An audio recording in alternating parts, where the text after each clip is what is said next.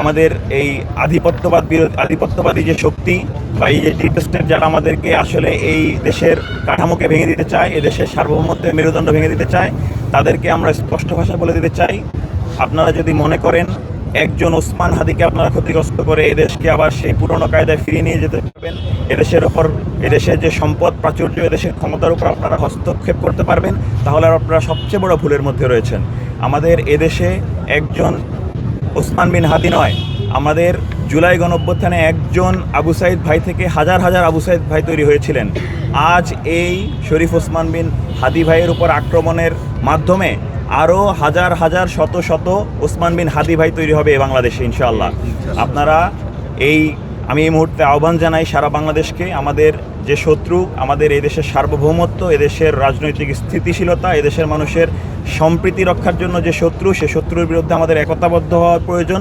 আমাদের রাজনৈতিক বিদ্বেষ, দলাদলি, হিংসা, পারস্পরিক কাদা ছোড়াছুড়ি এগুলোকে ভুলে, সকল ভেদাভেদ ভুলে আমাদের দেশের জন্য, যেটা সার্বভৌমত্বের জন্য যেই জায়গায় অনেক বেশি অনড় থাকা উচিত, সেই জায়গায় আমাদের সকলকে একত্রিত থাকা উচিত।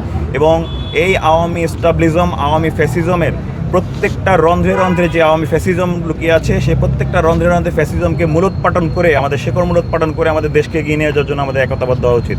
আমরা শরীফ ওসমান বিন হাদি ভাইয়ের সুস্থতা কামনা করছি। আমরা বিশ্বাস করি আল্লাহ পাক আমাদের এই দেশের জন্য ওসমান হাদি ভাইয়ের যে প্রয়োজন, সারা দেশ যেভাবে দোয়া করছেন ওসমান বিন হাদি ভাইয়ের জন্য, ওসমান হাদি ভাইয়ের জন্য, আমরা আশা রাখছি আল্লাহ পাক আমাদের সেইটাকে সাড়া দেবেন এবং ওসমান হাদি ভাইকে সুস্থভাবে আমাদেরকে আবার এদেশের যেই ফ্যাসিবাদ বিরোধী আন্দোলন, এদেশের আধিপত্যবাদ বিরোধী আন্দোলন, সেই আন্দোলনে আমাদের মাঝে আবার ফিরিয়ে দেবেন ইনশাআল্লাহ। এখনও যেহেতু এই ব্যাপারটা আল্লাহর ফয়সালার মধ্যে রয়েছে, আল্লাহ যদি চান এই জায়গায় আসলে আমাদের সবার মাঝে তিনি ফিরে আসতে পারেন এই জায়গায় এবং এই সংকট উতরে যেতে পারেন।